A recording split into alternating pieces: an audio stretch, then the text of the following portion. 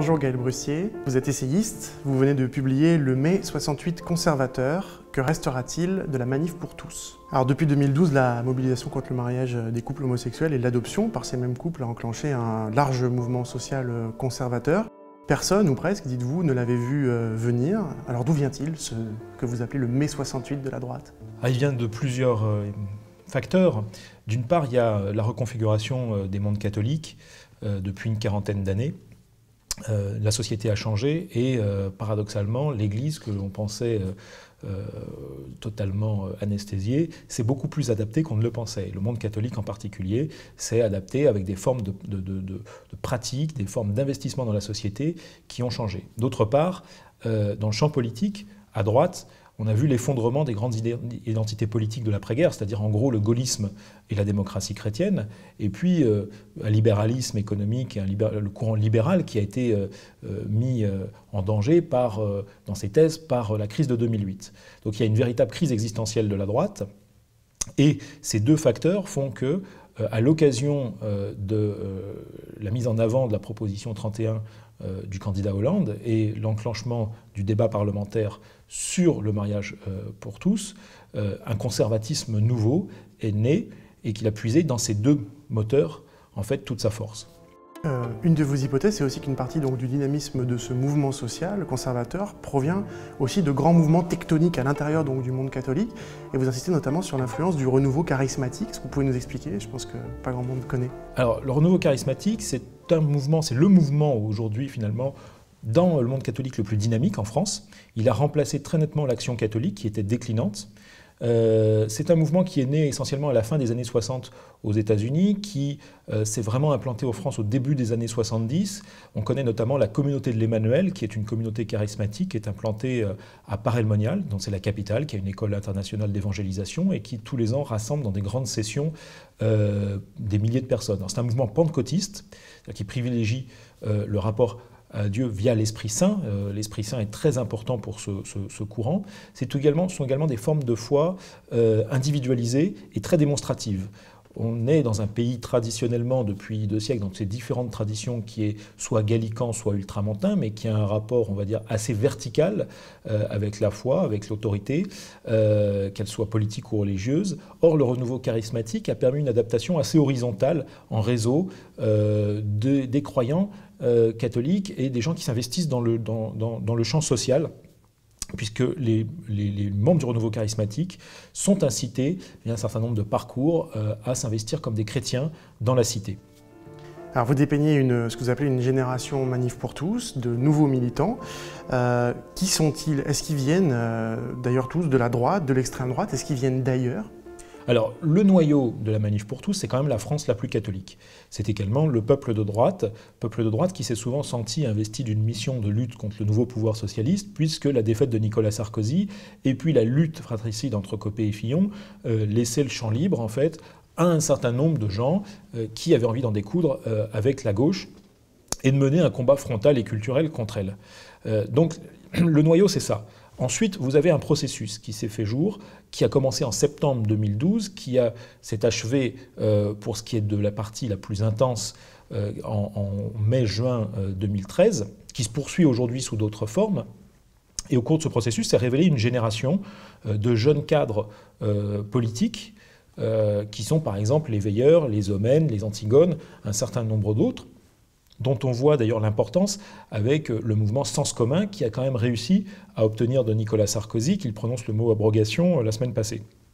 Donc cette génération-là, c'est une génération assez nouvelle, c'est une génération qui a entre 20 et 30 ans, qui est très très efficace sur les réseaux sociaux, qui a une culture politique qui est assez bonne et qui a des cadres politiques qui sont par exemple formés à l'École normale supérieure. On pense notamment aux leaders des Veilleurs, qui ont publié un petit essai au printemps dernier, qui s'appelle Nos limites, et qui sont des cadres politiques conservateurs, mais particulièrement habiles à développer un discours politique cohérent. Mais il s'agit de quelque chose de moderne, ou c'est juste le conservatisme et la réaction sous des apparences de modernité? Alors philosophiquement et politiquement, c'est un courant conservateur, il ne faut pas les sous-estimer. Ce sont des gens qui sont très durs sur le fond, ce ne sont absolument pas... On ne peut pas les résumer, on ne peut pas faire de ce que je dis dans le livre de reductio ad Lefebvreum, c'est-à-dire de les ramener à Monseigneur Lefebvre ou au courant intégriste. On ne peut pas non plus les ramener à l'Action française. Ils sont entre la préservation et l'adaptation. Préservation de leurs anciennes traditions politiques et adaptation au monde présent. Mais si je voulais faire une référence, ce serait à Régis Debray qui disait finalement tous les révolutionnaires conservateurs sont souvent technophiles en matière de médias. Or ces gens effectivement sont extrêmement technophiles pour ce qui est des médias. Ils ont une habileté au faire savoir qui est véritablement remarquable. Alors autour de la Manif pour tous ou des intégristes catholiques de Civitas, se sont agglutinées différentes mouvances de la droite et de l'extrême droite, une partie de l'UMP, les identitaires, la branche tradie du FN, incarnée aujourd'hui par exemple par la députée Marion Maréchal Le Pen. Est-ce qu'il faut voir dans ce mouvement social conservateur, né en 2012, finalement la préfiguration d'une prochaine fusion des droites, de toutes les droites ? Alors, fusion de toutes les droites, c'est encore tôt pour le dire. C'est vrai que d'un point de vue électoral en France, on sait qu'il y a, selon des degrés divers, dans certaines régions, il y a des fusions, dans d'autres, elles sont beaucoup plus relatives. Là, on a la naissance d'un mouvement conservateur qui est transpartisan. Ce qu'on peut dire, c'est qu'en termes d'encadrement politique, il y a des gens qui se sont habitués à se fréquenter.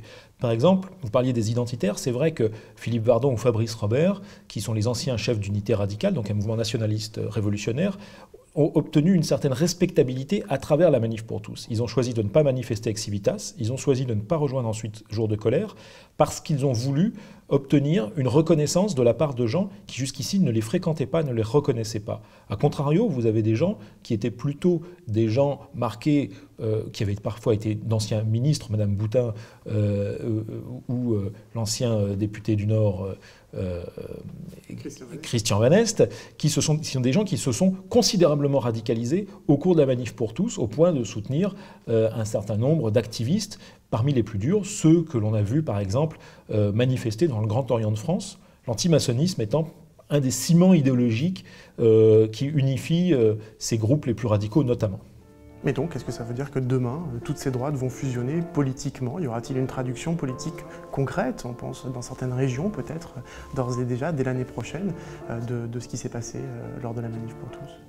Il est certain que ce débat va peser, que dans un certain nombre de régions ça va peser, et que cette habitude à se fréquenter, cette habitude à tisser des liens, à créer un fond culturel commun entre eux, peut aboutir à des ententes politiques. Mais il faut bien voir que la Manif pour tous est un mouvement très vaste, avec des formes d'investissement très différentes, et que ce mouvement compte peser de l'UDI au Front National, et au-delà peser sur la société, peser sur l'idéologie du pays par tous les moyens qu'ils pourront, c'est-à-dire par l'investissement intellectuel, le débat intellectuel, mais aussi par l'investissement social. On sait qu'un certain nombre d'associations caritatives ont servi dans le passé et continuent de servir à former des cadres politiques, des gens capables de mener leur idéologie au pouvoir, et cela se fait par un certain nombre de biais.